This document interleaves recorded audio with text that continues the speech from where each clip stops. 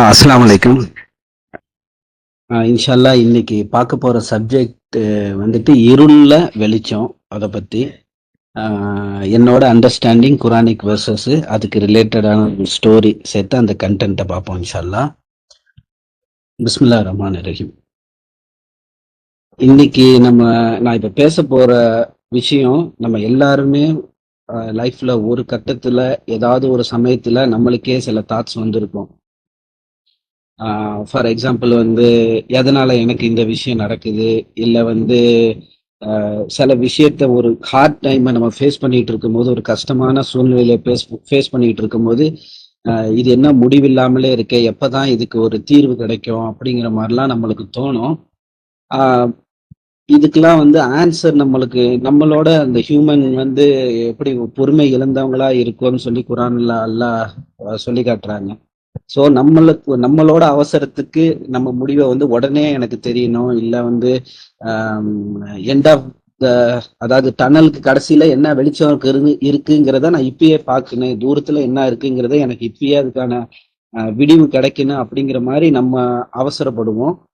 But எல்லாமே அறிந்த அல்லாஹ் அந்த ஞானம் மிக்கவர் வந்து சில விஷயத்த சில நேரத்துல நடத்துறது, சில விஷயத்த தாமதமாக்குறது, அது வந்து அதோட ஞானம் வந்து அல்லாஹ்க்கே அறிஞ்சது.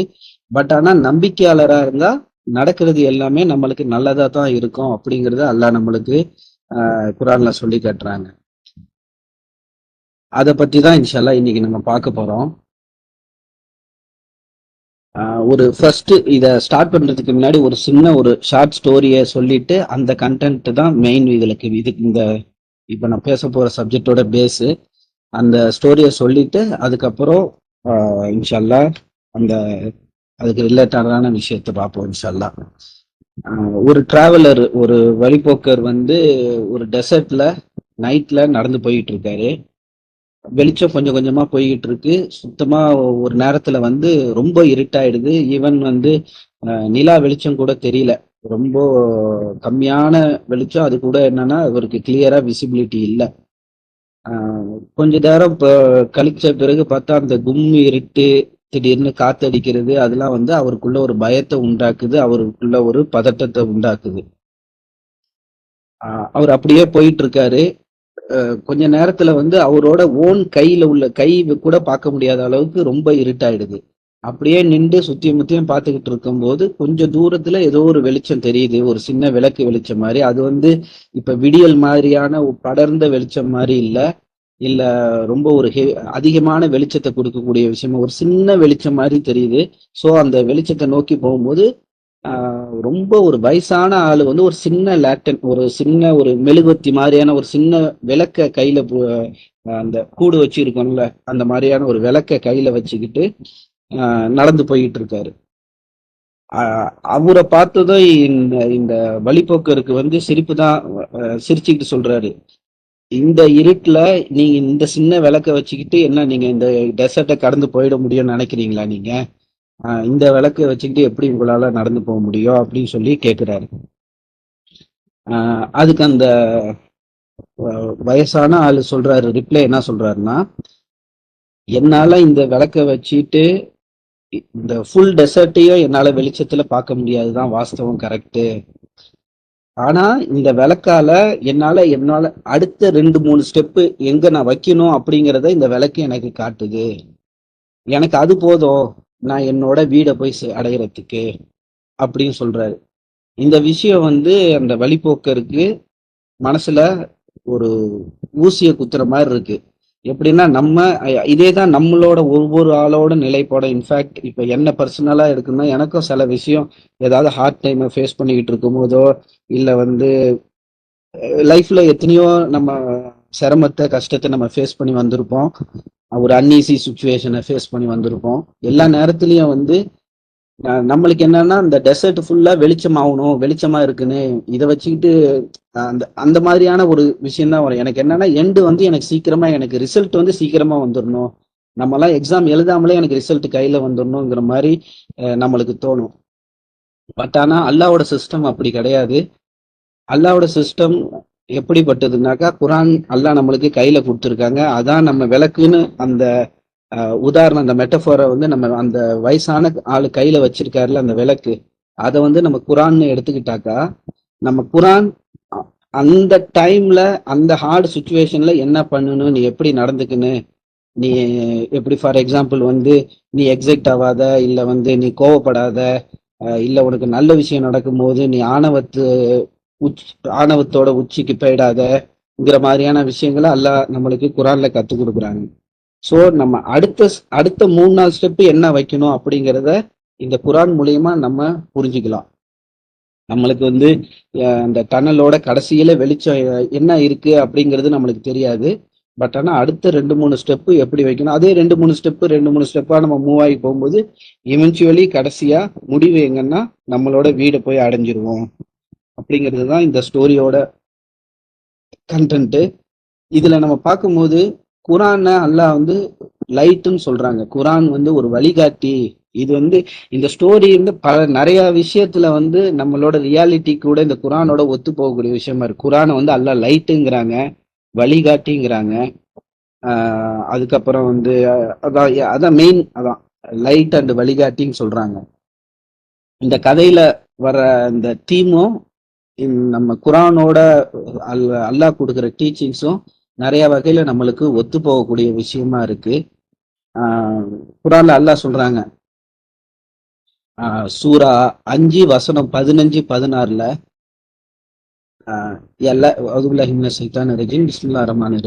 A light has come to you from God and a profound scripture. With it, God guides those who seek His approval. He guides them to the path of peace, leads them out of darkness into the light by His leave, and He guides them in a straight path. கடவுள் இந்த குரானை வந்து அல்லாஹ் வந்து இந்த இடத்துல வந்து ஒளின்னு சொல்றாங்க. ஒரு ஒளி உங்களுக்கு, லைட்டு உங்களுக்கு அல்லாஹ் கிட்டே இருந்து வந்திருக்கு. A profound scripture, ஒரு மகத்துவமான ஒரு மேன்மையான ஒரு வேதம் உங்களுக்கு கொடுத்திருக்கு. இது வந்து ஒளியா இருக்கு அப்படின்னு அல்லாஹ் சொல்றாங்க. அடுத்தது, with it God guides those who seek His approval. கடவுளோட விருப்பத்தை நாடுறவங்க, அப்ரூவலை நாடுறவங்களுக்கு இதுல கைடன்ஸ் இருக்கு அப்படிங்கறத சொல்றாங்க. He guides them to the path of peace and leads them out of darkness into the light. Darkness into the light by His leave.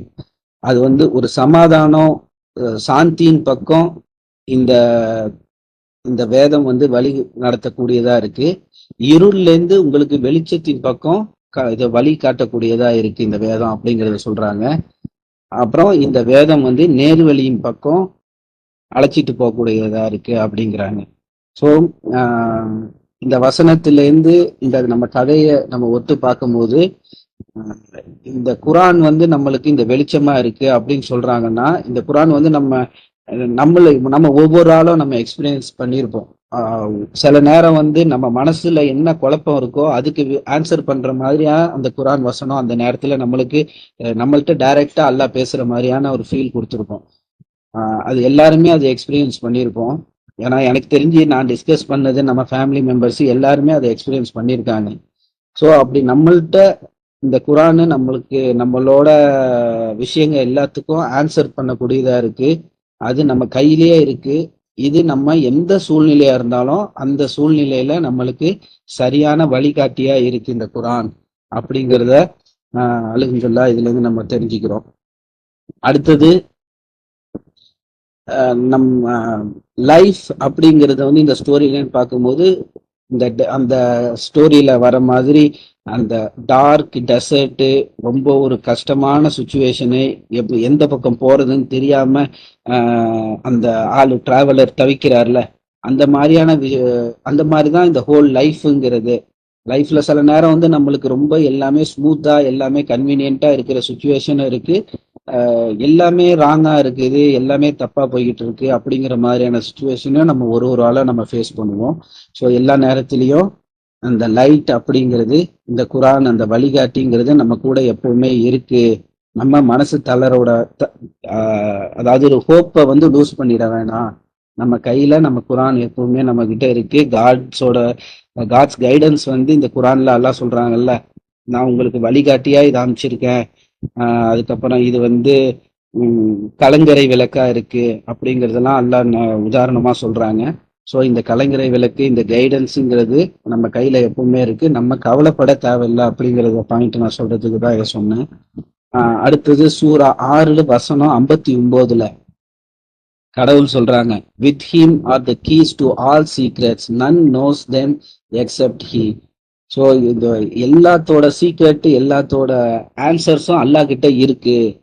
அப்படி இருக்கும்போது எல்லாமே அறிஞ்ச அந்த அல்லாஹ் ஒரு ஸ்கிரிப்சரை உண்டாக்கி நம்ம கையில கொண்டு வந்து சேர்த்திருக்காங்க அப்படின்னா அல்லாஹ்க்கு தெரியும் நம்ம லைஃப்ல என்னென்ன விஷயம் நடக்க போகுது, என்னென்ன கஷ்டத்தை நம்ம ஃபேஸ் பண்ண போறோங்கிறோமோ எல்லாத்துக்கும் அதுல ஆன்சர் இருக்கு அப்படிங்கிறத தான் நான் பாக்குறேன். ஒவ்வொரு ஆளோட லைஃப்லயும் ஒவ்வொருத்தருக்கும்.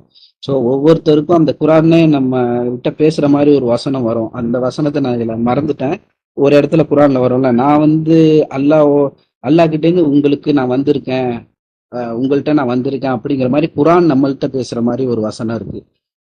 ஸோ அதெல்லாம் வச்சு பார்க்கும்போது எல்லாத்தோட சீக்ரெட்டும் அறிஞ்ச அந்த அல்லாஹ் 6:59 சொல்றாங்கல்ல, அல்லாஹ் எல்லாத்தோட சீக்ரெட், எல்லாத்தோட கீஸும் அல்லாஹ் கிட்ட இருக்கு. அப்படிங்கும்போது எல்லா விஷயமும், மறைவான விஷயம் எல்லாத்தையுமே அறிஞ்ச அந்த அல்லாஹ் ஒரு ஸ்கிரிப்சரை நம்மளுக்காக கொடுத்துருக்காங்க. அப்படிங்கும் போது அதுல நம்ம இந்த லைஃப் டைம்ல என்ன பண்ண போறோங்கிறதும் அல்லாஹ்க்கு தெரியும்.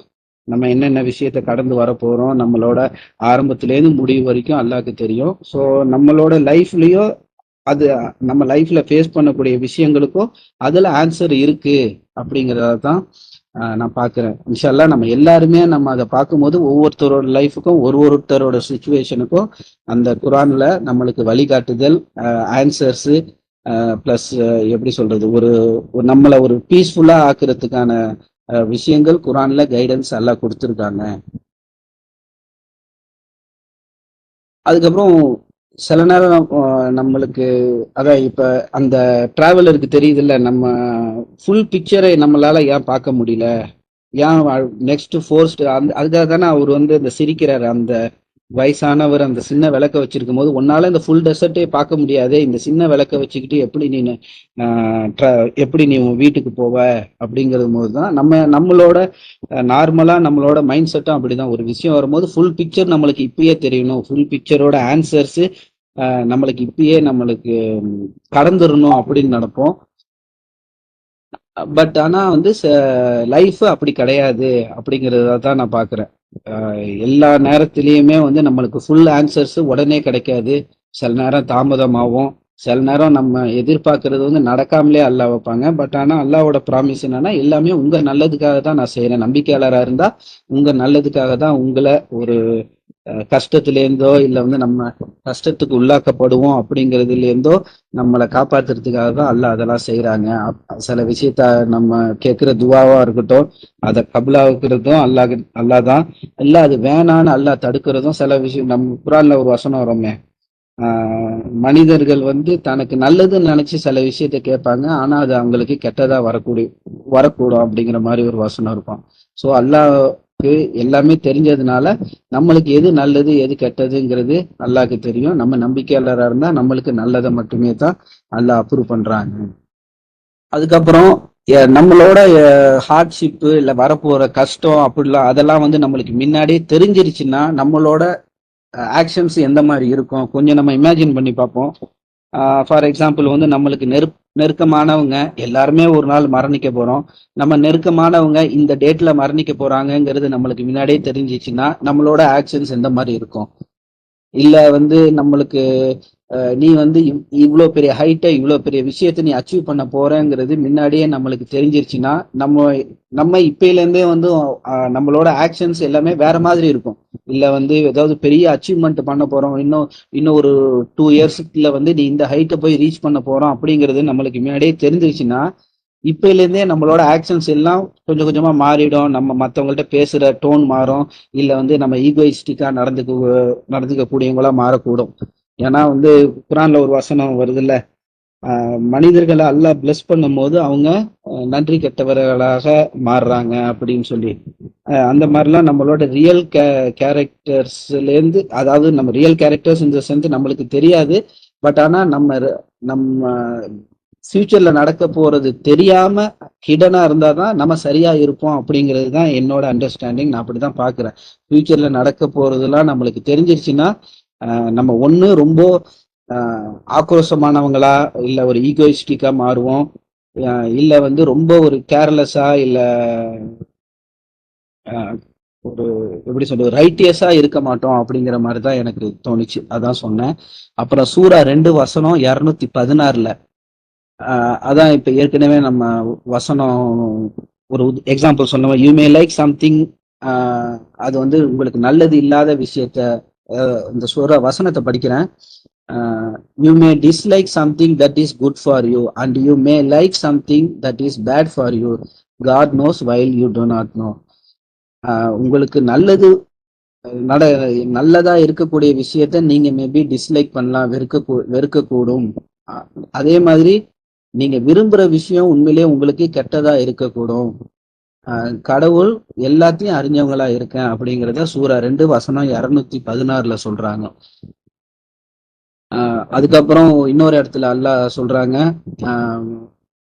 ஐ know what you do not நோங்கிறது வந்து ஏற்கனவே அந்த நம்ம மலக்குகள் கிட்ட சொல்றாங்கல்ல, நம்ம கிரியேஷன் போது எல்லாமே அல்லாஹ் படைக்க போறேன் அப்படின்னு சொல்லும் போது I know what you do not நோன்னு சொல்றாங்க.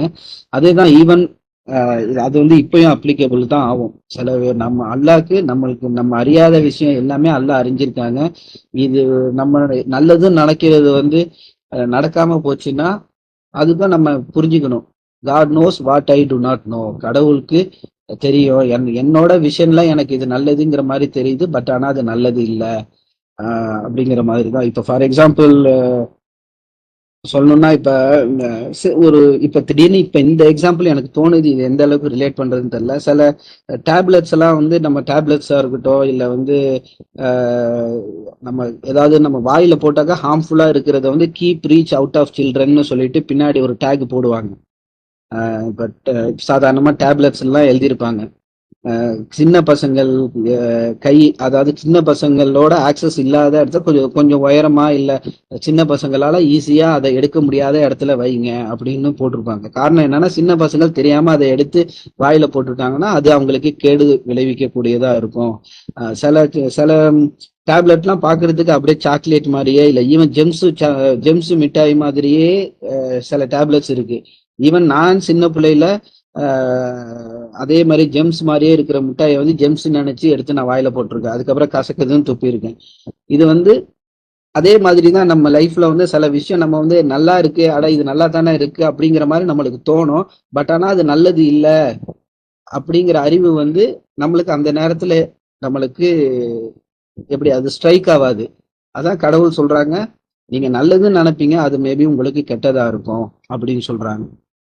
ஸோ நம்ம நம்ம எல்லாருமே நம்மளோட அறிவை பொறுத்து தான் அந்த நேரத்துல நம்மளுக்கு நல்லதுன்னு தோணும். கொஞ்ச நாளைக்கு அப்புறம் ஓ இதை போயா நான் நல்லதுன்னு நினைச்சுக்கிட்டு இருந்தேன் அப்படிங்கிற மாதிரி நம்மளுக்கு பின்னாடி நம்மளுக்கு மேபி விளங்கலாம். சூரா 17 வசனம் 9 அல்லாஹ் சொல்றது, this Quran guides to the best path. சிறந்த வழி காட்டுதலா இந்த குரான் இருக்கு, பெஸ்ட் பாத்துக்கு வழி காட்டுதக்கூடியதா இருக்கு அப்படின்னு சொல்றாங்க.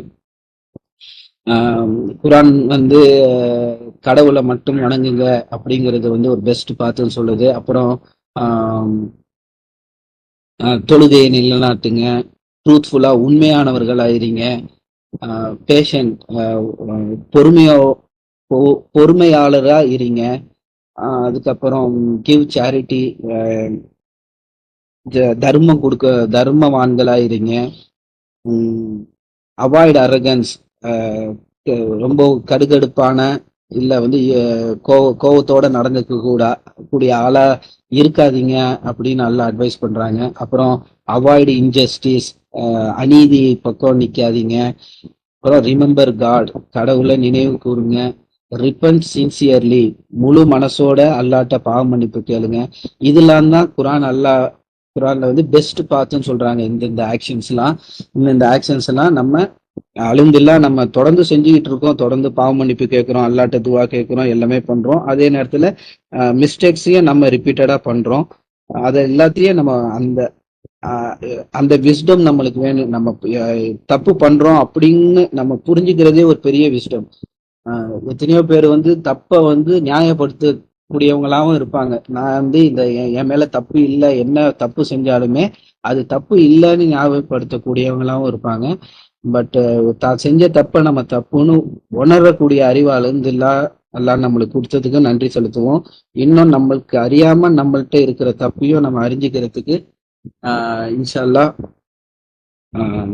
அல்லாஹ் நம்மளுக்கு ஞானத்தை கொடுக்கணும் இன்ஷா அல்லாஹ்.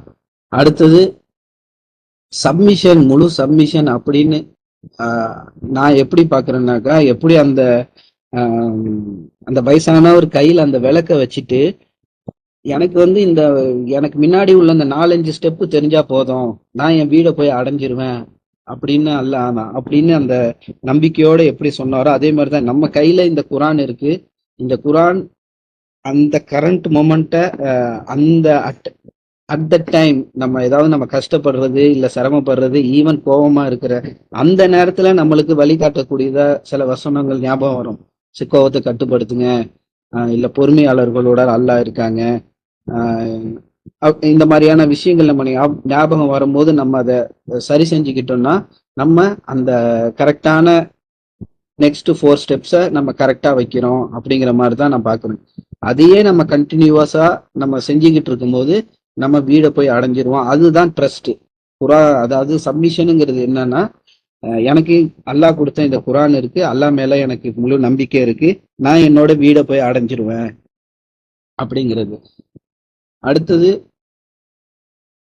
God guides those who strive. கடவுள் பக்கம் பாடுபடுறவங்களை கடவுள் வழி நடத்துறாங்க. சூரா 29 வசனம் 69 அல்லாஹ் சொல்றாங்க, those who strive in our cause we will surely guide them in our paths. யாரு கடவுள் பக்கம் கடவுளின் பாதையில பாடுபடுறாங்களோ அவங்கள நிச்சயமா நான் வழி நடத்துவேன் என்னோட பாதையில அப்படின்னு அல்லாஹ் ஒரு ப்ராமிஸா சொல்றாங்க, நிச்சயமா அப்படின்னு சொல்லி. இன்ஷா அல்லாஹ் நம்ம இப்ப நம்ம நிறைய பேர் வந்து நம்ம அல்லாஹ் நம்புறோம், நம்ம குரானை நம்புறோம். பட் ஆனா கடவுளின் பாதையில அந்த ஸ்ட்ரைவ் அப்படிங்கறது பண்றோமான்னு பார்த்தா அது கொஸ்டின் மார்க் தான். நான் தொழுதுக்கிறேன், நானு ஜக்காத் கொடுக்குறேன், இல்ல நான் ஹஜ்ஜிக்கு போறேன், இல்ல நோன்பு வைக்கிறேன், அதோட மட்டும் நிறுத்தாம கடவுள் பாதையில பாடுபடுறதுங்கிறதையும் அல்லாஹ் அட்வைஸ் பண்றாங்க. அது வந்து ஒரு எக்ஸ்ட்ரா கிரெடிட்டா தான் நான் பாக்குறேன். ரொம்ப அல்லாஹ் வந்து கடவுளின் பக்கம் கடவுளோட பாதையில ரொம்ப ஈஸியா கைட் பண்ணி நம்மளுக்கு இன்னும் நம்மளை நல்லா சரி செஞ்சுக்கிறதுக்கு ஹெல்ப் பண்ணுவாங்கன்னு நான் நினைக்கிறேன். ஸோ நம்ம எல்லாருமே ஏதாவது ஒரு வகையில கடவுளின் பாதையில நம்ம பாடுபடுறதுக்கு இன்ஷா அல்லாஹ் முயற்சி பண்ணுவோம். அடுத்தது கடவுளோட வெளிச்சம் இல்லைன்னா மனுஷன் நிச்சயமா தொலைந்தவனா போயிடுறான். சூரா 6 வசனம் 122 is the one who was dead then we granted him life and provided him with a light whereby he can walk among the people, equal to one in total darkness from which he can never exit. அல்லாஹ் சொல்றது இந்த இடத்துல ஒருத்தர் இறந்து அவங்களுக்கு வாழ்வு கொடுத்து அவங்களுக்கு வெளிச்சத்தை கொடுத்து ஒரு மக்களோட அவங்க வாக் அமாங் த பீப்புள், அதாவது அவங்களுக்கு ஒரு கைடன்ஸை கொடுத்து அவங்க வந்து மக்களோட நடந்து போறாங்க. அப்படிங்கிறவங்களும் டோட்டல் டார்க்னஸ்ல இருள்ல மூழ்கி அந்த இருள்ல இருந்து வெளியேறாம முடியாம இருக்கிறவங்களும் ஒன்னா அப்படிங்கறத அல்லாஹ் கேக்குறாங்க. ஸோ அல்லாவோட கைடன்ஸ் பக்கம் வர்றவங்கள அல்லாஹ் வந்து அரவணைக்கிறதுக்கும் ரெடியா இருக்காங்க. கடவுள் பக்கம் வர்றவங்கள அல்லாஹ் வந்து ஒரு வசனத்துல சொல்லுவாங்க அல்லாஹ், அதாவது ஹியூமன் பீயிங் வந்து ஒரு தப்பான டிசிஷன் எடுக்கிறத அல்லாஹ் விரும்பல அப்படிங்கிற மாதிரி. ஸோ அல்லாஹ்க்கு வந்து நம்ம நல்ல விஷயம் நல்ல காரியம் பண்ணும்போது அல்லாஹ் மகிழ்ச்சி அடைகிறாங்க, அல்லாஹ் நம்மளை அரவணைக்கிறதுக்கு ரெடியா இருக்காங்க.